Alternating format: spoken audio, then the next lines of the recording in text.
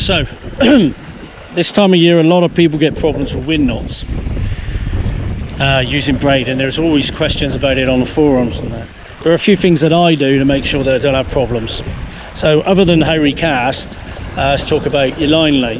The better the reel you have, the better the line lay you normally get.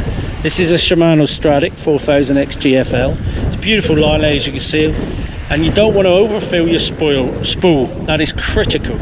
You want it about, I'd say that's about 3 mils back from the very outer edge of the spool. That's as far as I would go. You could go less if you want, if you are having problems. If you have a pen slammer, you want to go further back again. The line lay is not as good as your Daiwas or your Shimanos. Also, talking about the line lay, if you see the line lay on that spool, it's very parallel. You don't want it bunched at the back or bunched at the front. So in a cone like that or a cone like that, particularly a cone at the back, because then these larger coils at the back can get ahead of the smaller coils at the front, overlap each other when the wind's blowing back or sideways, and you're going to get all sorts of bird's nests and problems. So casting wise, what are we going to do? Well, you want to stop the bait before it hits the water, because that will tighten everything out for you, and then you want to manually close the bail on. But before you've done that, you want to make sure that there's no line laid over the top of the spool, and you want to pull the braid around like this. You'll see what I mean now when I do the cast. And then after you've cast, you want to pull in front of the reel. So we're going to go downwind because it'll make it easier this time. So out, you're following your lure, stop it before it hits the water, which tightens things up anyway. Then you're going to pull the line like that and flip your bail arm over.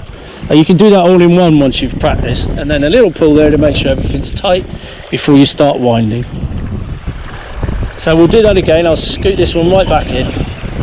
Be amazed if I get someone on it going at this speed, you never know.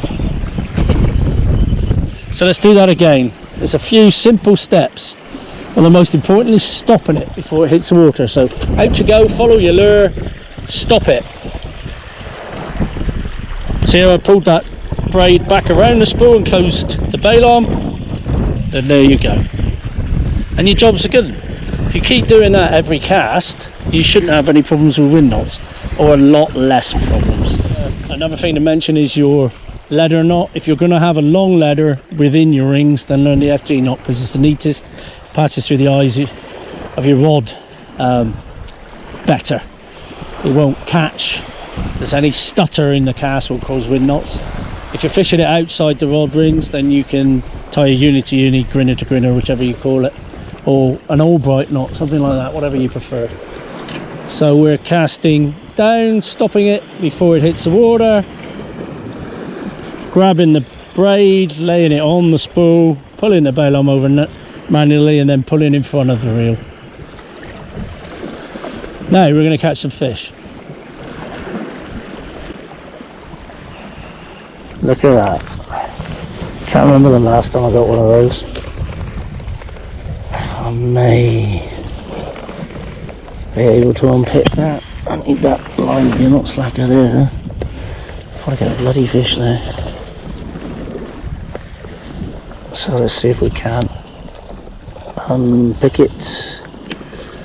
I honestly didn't pay attention and do something right. I'm trying to basically pull the loop back through like that, and we got away with it. So if you don't tighten the line right up, if you get that, I'd only just got that, I was too busy talking rather than paying attention, you can sometimes pull that out. Otherwise you're just going to have to cut it and lose some braid.